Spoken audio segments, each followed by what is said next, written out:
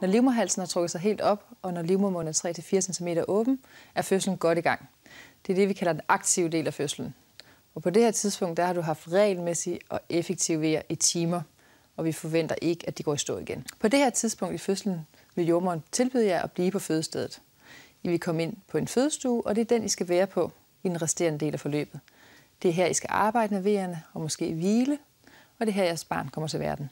Det er umuligt at sige lige præcis, hvor lang tid din fødsel kommer til at tage. Men som tommelfingerregel kan vi sige, at fra du har åbnet dig 3-4 cm, er en fremgang på 0,5 til 1 cm i timen fin fremgang. Så er vi i hvert fald tilfredse. Før det, altså før de 3-4 cm, er der hvide variationer. Nogle kommer hurtigt i aktiv fødsel, og for andre tager det længere tid. Kvinder, der er født før, føder som oftest væsentligt hurtigere end førstegangsfødende. I den aktive del af fødslen har man som fødende ikke overskud til at koncentrere sig om meget andet end vejarbejdet.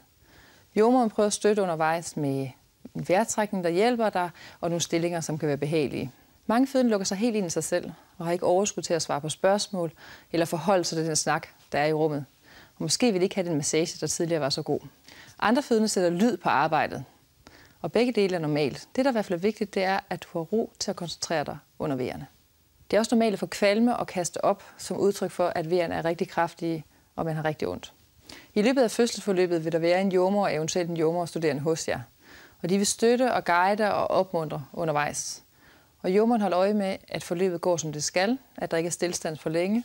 Hun holder øje med barnet, og hun hjælper med at fokusere på målet og hjælper jer over de sværeste bakker. For at holde øje med, at fødslen går, som den skal, foretager jordemoderen sig forskellige observationer undervejs. Hun undersøger dig indvendigt for at følge vejernes arbejde og dermed fødslens fremgang.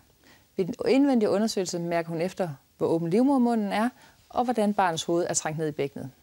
Barnets tilstand følger hun ved at holde øje med hjertelyden ved at lytte til den undervejs i fødselsforløbet. Jordemoderens fornemste opgave under en fødsel er at sørge for, at der kommer et godt barn til verden, og medvirke til, at I som forældre har en god fødselsoplevelse. Hun er der for jer. Sig til og fra. Stil spørgsmål. Sig, hvad hun skal gøre. Hun er en ressourceperson, der er der for jer.